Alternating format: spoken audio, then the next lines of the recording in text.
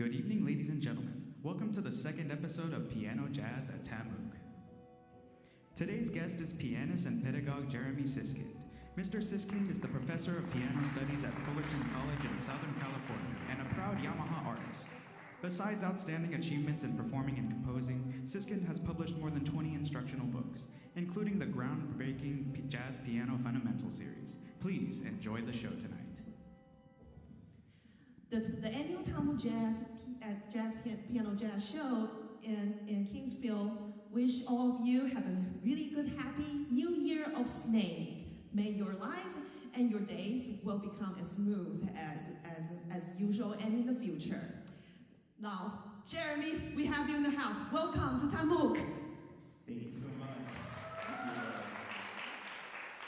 Okay, so Jeremy, I think just describe how we kind of met each other in the beginning. Just mention how we got to know that connection. Yeah, so we have something very important in common, which is that we studied at the Eastern School of Music. I did my bachelor's there. You did your master's and your doctorate there. You're much more learned than I am. So we both studied with a lot of the same people, particularly the pianist Harold Danko. And we discovered this when we met at the Jazz Education Network convention, probably more than 10 years ago, or about 10 years ago. Yeah, around 10 years ago.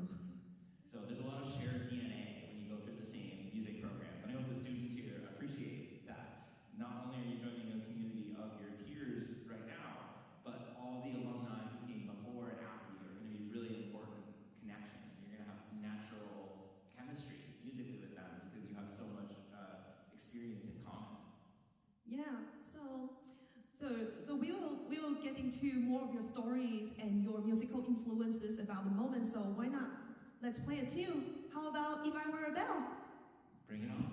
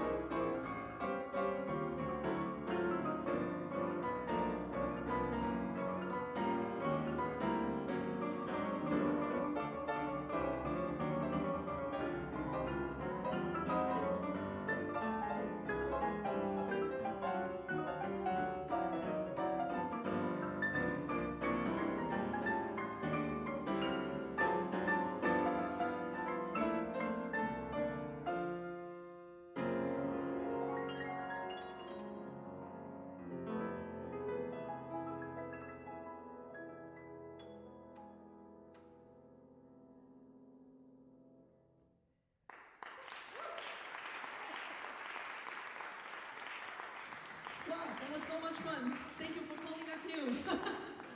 No, when it comes to this tune, it reminded me of the right-hand solo of Red Garland that I transcribed during my very last semester of Eastman time. It was, at that time, Gary Versace, he just replaced Harold Danko, our former professor's position, and one assignment that he gave me, it was just to transcribe his articulation on the right hand. So that's why I remember this tune when you call that tune on the set list. So thank you for calling that.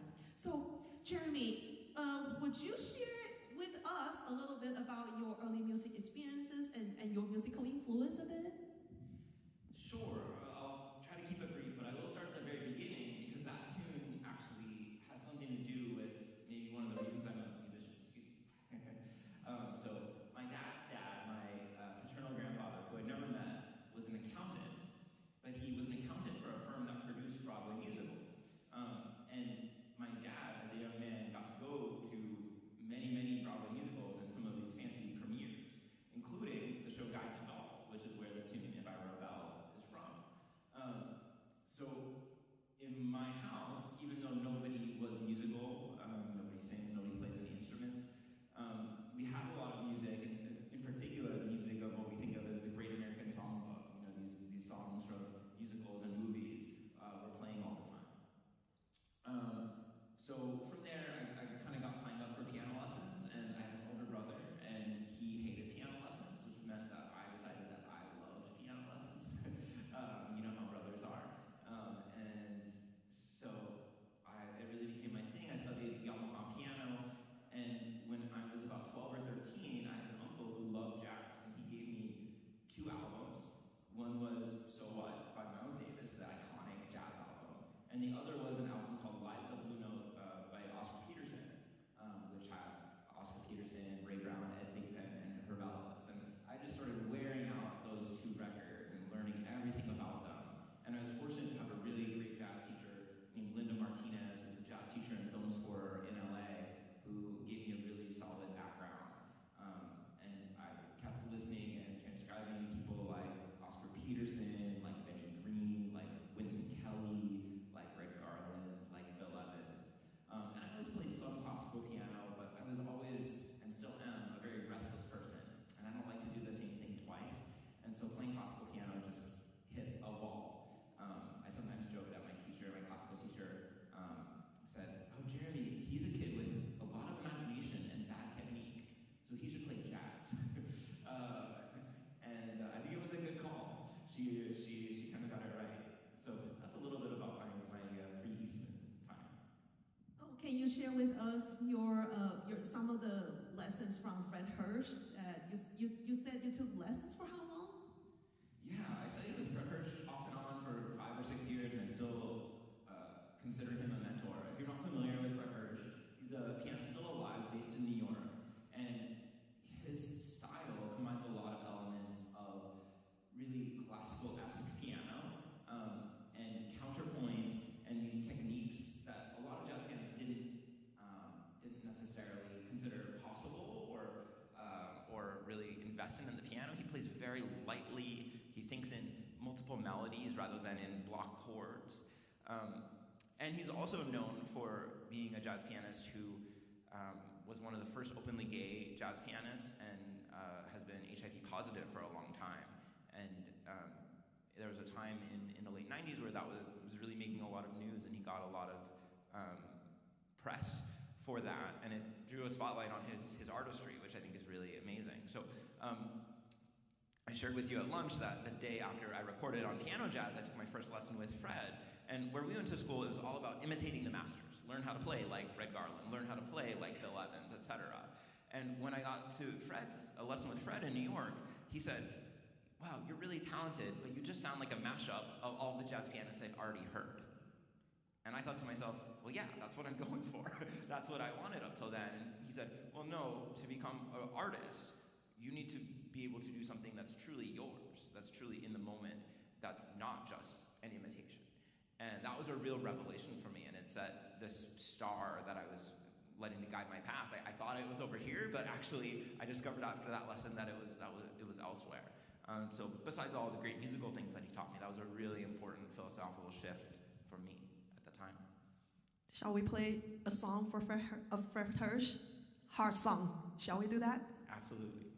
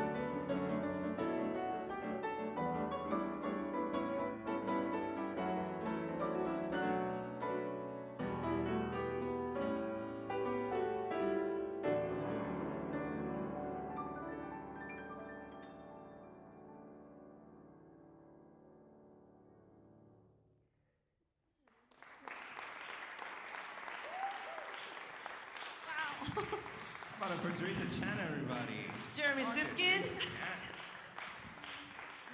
Well, I continue to discover new continents. Even though during the rehearsal I just had new discovery of my playing. Like, oh, I could do something different. You inspire me, Jeremy. I thank you for that. It goes both ways. The river runs both ways here. Yeah. Okay, so you just mentioned about Marian. Could you mention a little bit more about her show when you were undergrad, right? Yeah, so I think everybody here realizes that what we're doing is in the tradition of Marian McPartland, who had a really long-running NPR show called Piano Jazz, where every week she would have a different guest pianist. On her show, they would each play a solo piece or two, and then they would play a lot of duos together and talk. And I had this experience, which is about as close as my life has come to like a fairy tale story, where Marian was a guest artist at Eastman and heard me play, and I was a sophomore at the time, and invited me to be on the show. And so many great pianists were on that show. I was preparing, because I actually was not somebody who grew up listening to the show, and so I went to our music library, and I went to look for recordings, because there was no Spotify or whatever back then, and I found recordings by Bill Evans and Teddy Wilson on Marian McPartland's show, and I thought, what the heck am I doing here? I am no Bill Evans, I am no Teddy Wilson. But she was very generous. She really liked supporting young pianists who showed promise. And I remember, so it took place in downtown Manhattan, New York, like Midtown Times Square kind of area. And there was a very small studio with two pianos jammed in. They were smaller than these pianos, two small like Yamaha C4s or something. And I remember going up in the elevator and I was shaking because I just was so intimidated by the history and the tradition of this show.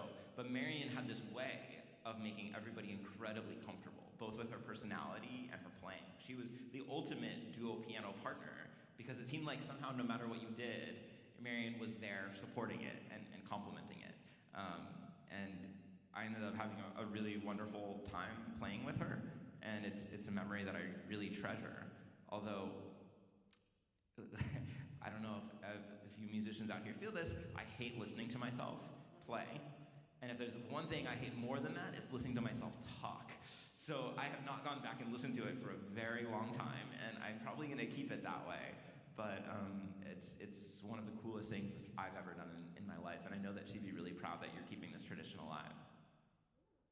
So, in order to honor what Marian has done for the jazz education through the broadcasting, why don't we just play a two of her? Absolutely.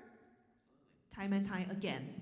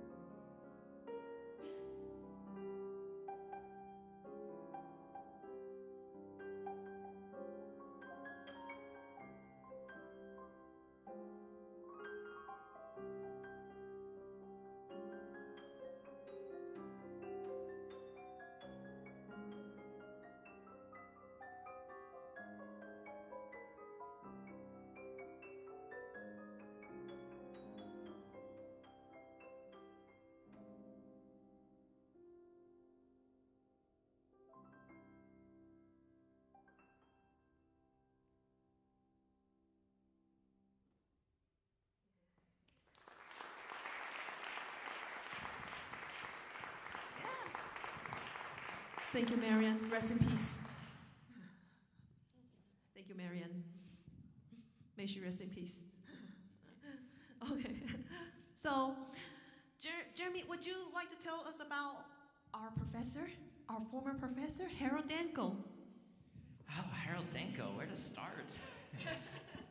So Harold Danko was our professor at the Eastman School of Music, and he was the head of the jazz department while I was there. I think he moved on maybe by the time that you were there. And as a player, he was incredibly accomplished. He played with people that, if you're into jazz, you've definitely heard of, like Chet Baker. He played with Jerry Mulligan. He played with the Thad Jones Mel Lewis Orchestra. Who am I leaving out? Who's important? Anybody special? But he was just on the New York scene for so much of the 70s and 80s, and playing and touring with some of the top people. He was also a professor at Manhattan School of Music, and I think a lot of us who took lessons from Harold remember he has a really big heart, and he has a great sense of humor. You know, sometimes it's kind of a gallows sense of humor about certain things. And as a player, what I'll remember more than anything, first of all, his beautiful sound, just this cushiony piano sound.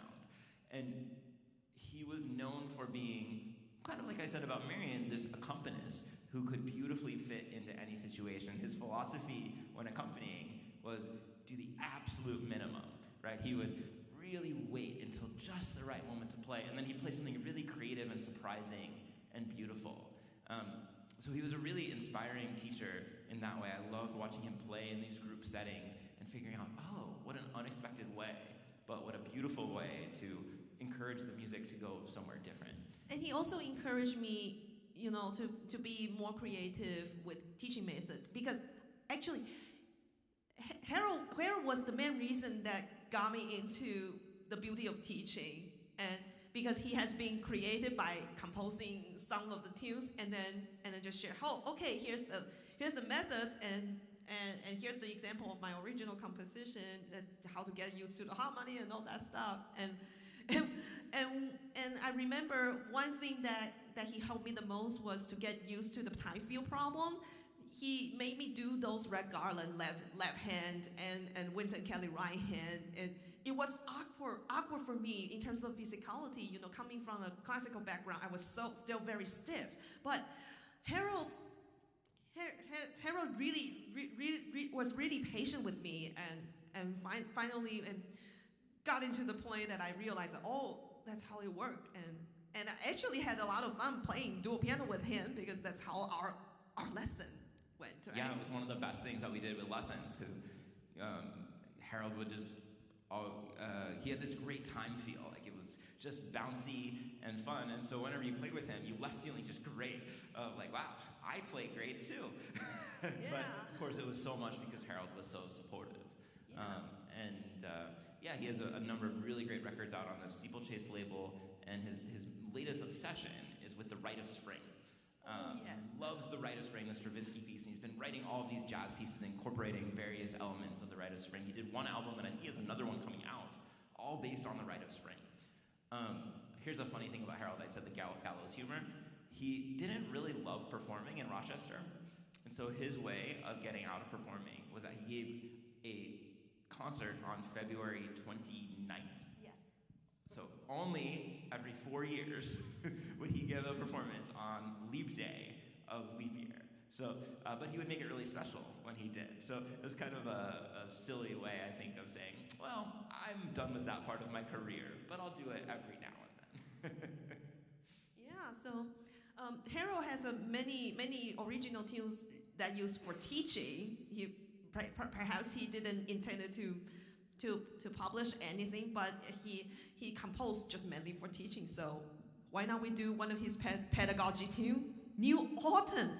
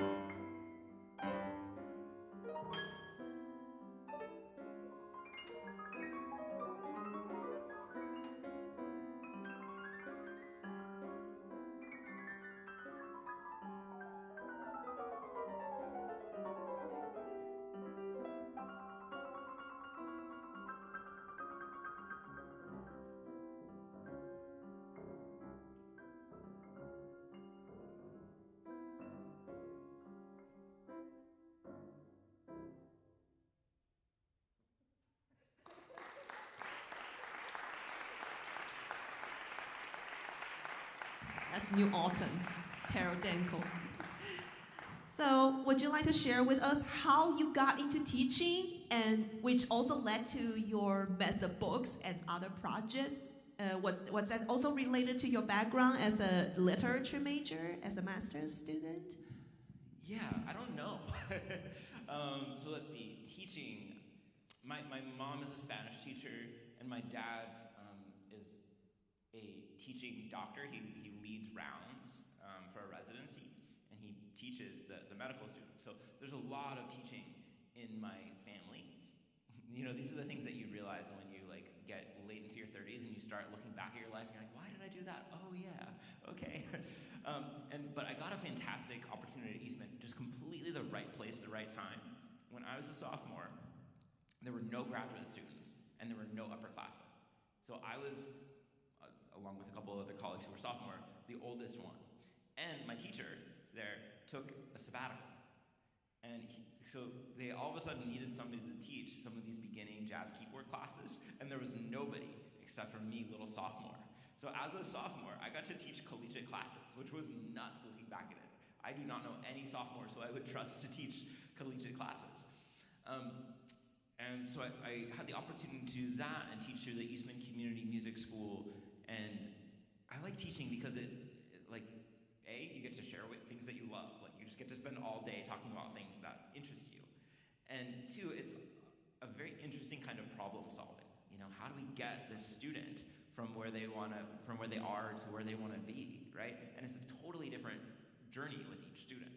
I know you teach pedagogy, I've taught some pedagogy too, and the best pedagogy classes are not as good as being in the classroom, having to deal with a live student in front of you, trying to figure out, how do I actually reach that person in this moment with this piece of music? It's this fascinating puzzle.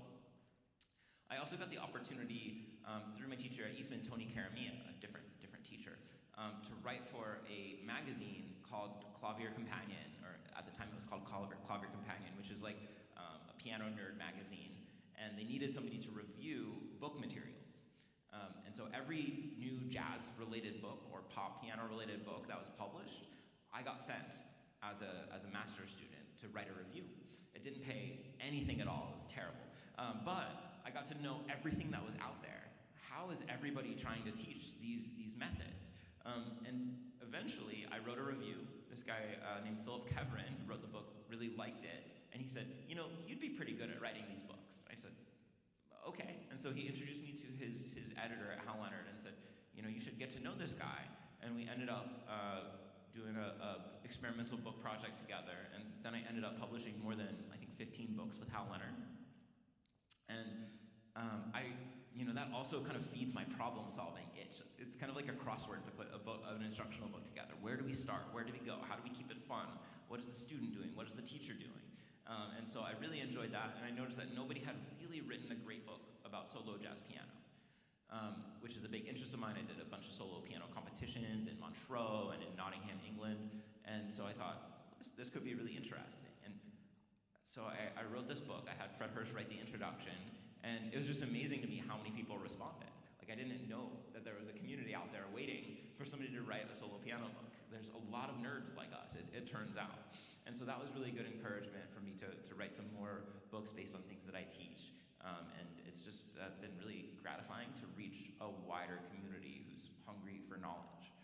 I must say, your book has actually renewed some of the ways I teach jazz piano, because as I love the way you lay out all those different kinds of plan, especially for first few months and the first year, first year, maybe it's for the high school student or maybe just any all ages, right? But I like the way you plan all those material, starting from the company itself with the triads instead of going into the jazz voicing. It was and the etudes are very, very, very interactive. So please keep support his book project, and along with his playing solo piano. It's also a really good material.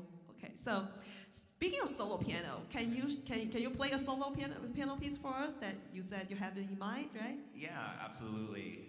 So many things recently have made me think of this beautiful Horace Silver tune that's simply named Peace. We could use a lot more of it in our world at large, and I think just even cultivating it in our own brains, being able to find a space that is peaceful, that's relaxed, that's open, that's curious. And so those are the things that I'm thinking about when I play this beautiful tune by Horace Silver called Peace.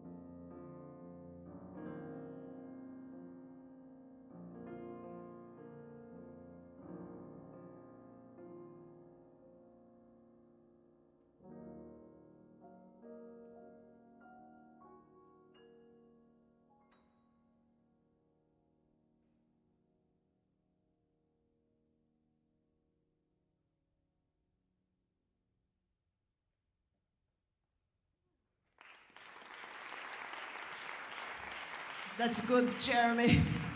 Wow. Thank you very much. Oh boy, I now as I heard you playing solo piano, I saw like on my color palette has more spaces now, like more different shades of color, because I'm very sensitive to harmonic colors, because as I heard them, as I play them, I can see how they change. So that's basically how I can describe your sound. It's more shades, more layers of more hues, I must say. Yeah, thank you for bringing me a lot of inspiration here. So, do you have any upcoming projects before we play our last tune, which is a blues? So, do you have any not just gigs and publication or any projects that you would like everybody to know? Oh, I get to promote things.